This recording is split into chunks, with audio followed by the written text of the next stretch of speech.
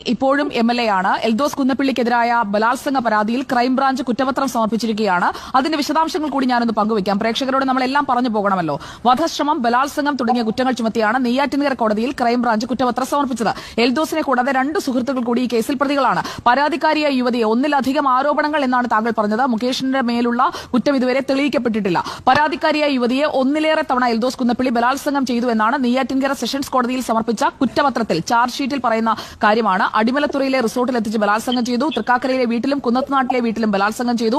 കോവളത്ത് വെച്ച് യുവതിയെ തള്ളിയിട്ട് കൊല്ലാനും എംഎൽഎ ശ്രമിച്ചുവെന്നാണ് തിരുവനന്തപുരം ജില്ലാ ക്രൈംബ്രാഞ്ച് കൊടുത്തിരിക്കുന്ന കുറ്റപത്രത്തിൽ പറയുന്നത്. 5 വർഷമായി പരിചയമുള്ള യുവതിയെയാണ് എംഎൽഎ ഉപദ്രവിച്ചതെന്നും ഈ കുറ്റപത്രത്തിൽ പറയുന്നുണ്ട്. 2023 സെപ്റ്റംബറിൽ ഈ എൽദോസ് കുന്നപ്പിള്ളിക്കെതിരെ പരാതി കൊടുത്തതാണ്. ദേ 1 വർഷമാകാൻ പോകുന്നു. എന്നിട്ടും എന്തുകൊണ്ട് അയാൾ മാറി നിൽക്കാൻ ബിന്ദുകൃഷ്ണയ്ക്ക് പറയാൻ കഴിയുന്നില്ല?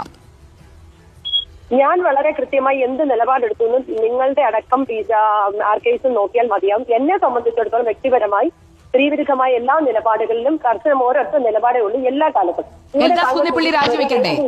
എൽദോസ് കുന്നപ്പിള്ളി രാജിവെച്ചിട്ട് ശ്രീമതി ബിന്ദുകൃഷ്ണ, എൽദോസ് കുന്നപ്പിള്ളി രാജിവെച്ചിട്ട് നിങ്ങൾ എം മുകേഷിന്റെ രാജി ആവശ്യപ്പെടുകയാണെങ്കിൽ അതിൽ ഒരു ധാർമ്മികതയുണ്ട്. അല്ലെങ്കിൽ നിങ്ങൾ പറയുന്ന ഈ ധാർമ്മികത ഉയർത്തിപ്പിടിച്ചുകൊണ്ടുള്ള നിലപാടിന് പ്രസക്തിയുണ്ട്. ഇവിടെ അത് സംഭവിക്കുന്നില്ല.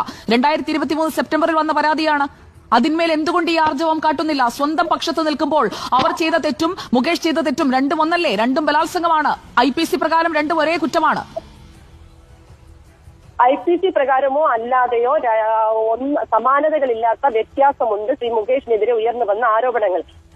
ഇപ്പോഴും ഉയർന്നു വന്ന രാഷ്ട്രീയ സാഹചര്യത്തെ അല്ലെങ്കിൽ സാമൂഹ്യ സാഹചര്യത്തെ അല്ലെങ്കിൽ സ്ത്രീപക്ഷ സാഹചര്യത്തെ കാണാതെ മുൻകാലത്തുണ്ടായ കേസുകൾ ഉയർത്തിപ്പിടിച്ചുകൊണ്ട് ശ്രീ മുകേഷിനെ രക്ഷിക്കാൻ ഒപ്പം നിൽക്കുകയാണ് എങ്കിൽ എനിക്ക് പ്രത്യേകിച്ച് മുകേഷിനെ ആരും രക്ഷിക്കാൻ നോക്കുന്നില്ല. ശ്രീമതി ബിന്ദുകൃഷ്ണ, ഇരട്ടത്താപ്പ് ചൂണ്ടിക്കാട്ടേണ്ടതുണ്ട്.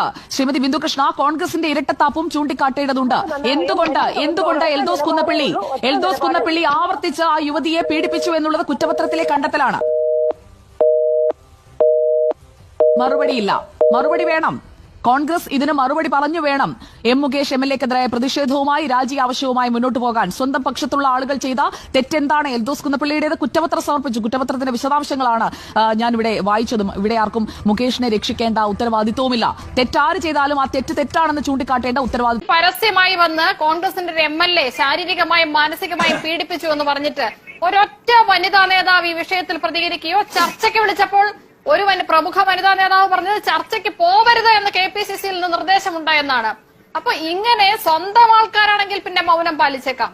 ഒരു സ്ത്രീ പരസ്യമായി വന്ന് എന്ത് പറഞ്ഞാലും. അതേസമയം എതിർ പാർട്ടിയിൽപ്പെട്ട ആളുകളാണെങ്കിൽ ആഞ്ഞടിക്കാം. അതെന്തൊരു കാപ്പട്യമാണ് നിലപാടില്. പരസ്യമായി ഒരു വീട്ടിൽ മദ്യപിച്ച് അതിക്രമിച്ച് കയറി ബഹളമുണ്ടാക്കുക, ഒരു സ്ത്രീയെ കോവളത്ത് ബലമായി വിളിച്ചുകൊണ്ടുപോയി പരസ്യമായി മർദ്ദിക്കുക, ഇതൊന്നും കോൺഗ്രസ് പാർട്ടി അറിഞ്ഞില്ല എന്നാണോ ശ്രീ നൌഷാദ് അലി പറയുന്നത്? അങ്ങനെയെങ്കിൽ നിങ്ങളുടെ ജനപ്രതിനിധികളൊക്കെ എന്ത് ചെയ്യുന്നു എന്നുള്ളതിനെ പറ്റി നിങ്ങളുടെ ധാരണ എന്താണ്? ഒരു ഉമ്മൻചാണ്ടി ഭരണകാലത്ത് ഒരു സർക്കാരിന് തന്നെ അടുത്ത തെരഞ്ഞെടുപ്പിൽ കനത്ത തിരിച്ചടി ഏൽക്കേണ്ടി വന്നത് ഇത്തരത്തിലുള്ള വിവാദങ്ങളുടെ പേരിലാണ്. എന്നിട്ടും ആ പാർട്ടിക്ക് നിങ്ങളുടെ ആളുകളെ പറ്റി ഒരു ജാഗ്രതയും ഇല്ലെങ്കിൽ അതെന്ത് സംവിധാനമാണത്?